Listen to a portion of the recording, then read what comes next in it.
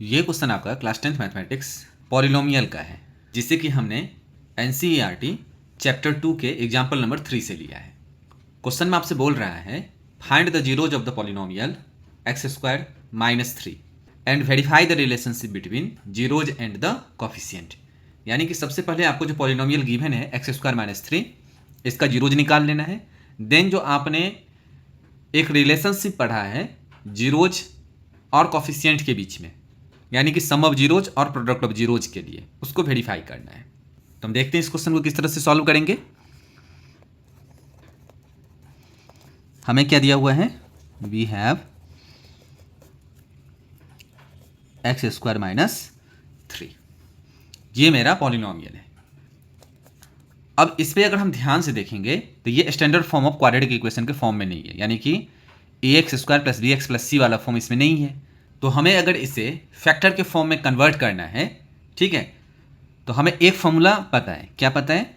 जो a² - ba² जो होता है वो होता है आपका a + b × a - b। तो हम इस तरह के एक्सप्रेशन को इजीली फैक्टर्स के रूप में कन्वर्ट कर सकते हैं। तो यहाँ पे x² यानी कि a² हो जाएगा। इस 3 को हम बना लेंगे √3 का स्क्वायर, यानी कि ये हो गया आपका a² - b²।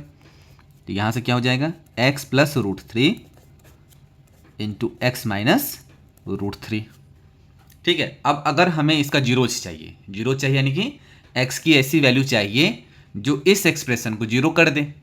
तो हम अगर x की ऐसी वैल्यू खोज लें जो इस दो फैक्टर को जीरो कर दे, वो इसको भी जीरो कर देगा, क्योंकि अगर ये फैक्टर जीरो हो गया तो ये जीरो हो जाएगा कंप्लीटली, क्योंकि इस एक्सप्रेशन को ही तो हम इस फैक्टर के रूप में एक्सप्रेस किए हैं। और अगर मैं x - √3 को जीरो कर दूं तब भी ये पूरा कंप्लीट जीरो, ये जीरो तो यानी कि ये भी जीरो हो जाएगा। सो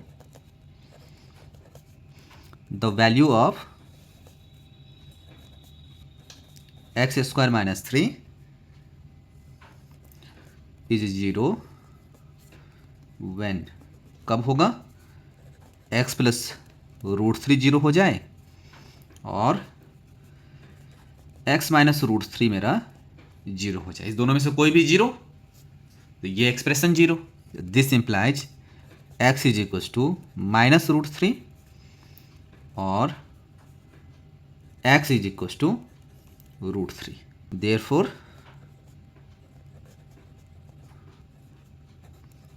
the zeros x² - 3 are minus का √3 और √3। वेरिफिकेशन अब करना है। वेरिफिकेशन किसका करना है? तो सम ऑफ जीरोज को।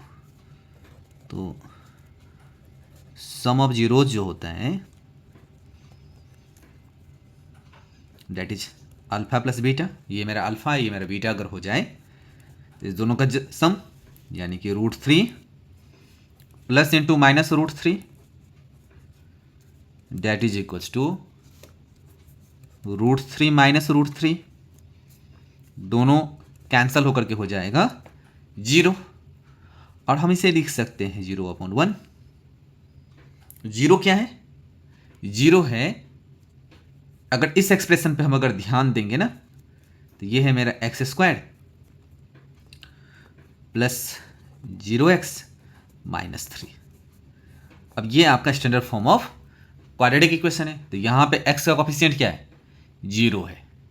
ठीक है, तो इसे हम लिख सकते हैं, अब 0 × -1 जीरो ही होगा, तो that is equals to minus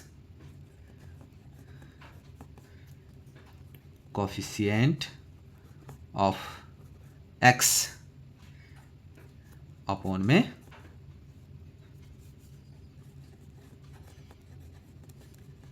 coefficient of x² हो गया।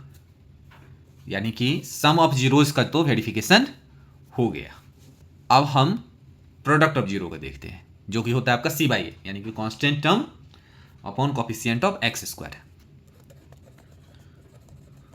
Product of zeros that is alpha × beta यानी कि √3 इंटू माइनस का √3 that is equal to minus का 3, और इसे हम लिख सकते हैं -3/1 -3 यानी कि c। ठीक है, तो that is equal to c यानी कि कांस्टेंट